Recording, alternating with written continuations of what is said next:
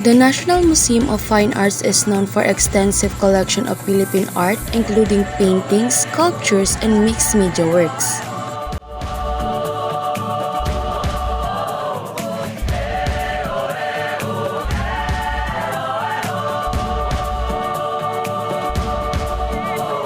Barin ang takot sa iyong damdamin, ipamalas ang angking galing.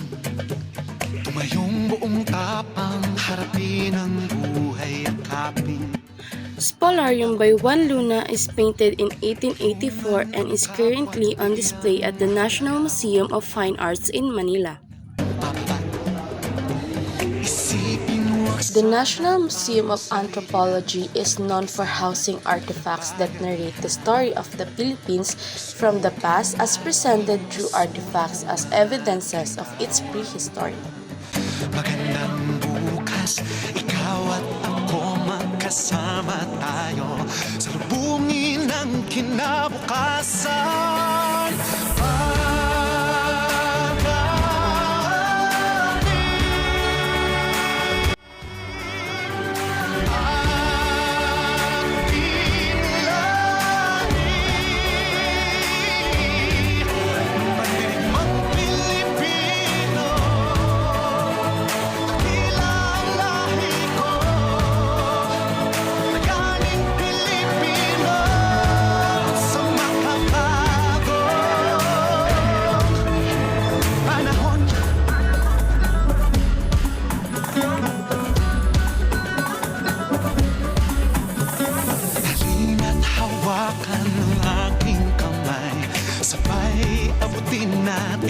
Lolong, the world's largest crocodile ever held in captivity, is displayed at the National Museum of Natural History. Subukan nating isulong at ligawan ang magandang bukas.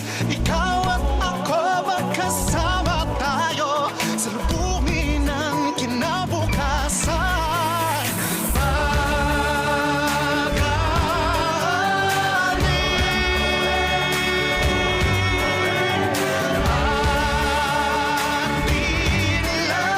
Intramuros is one of the oldest areas in Manila. It was built during the Spanish colonial period.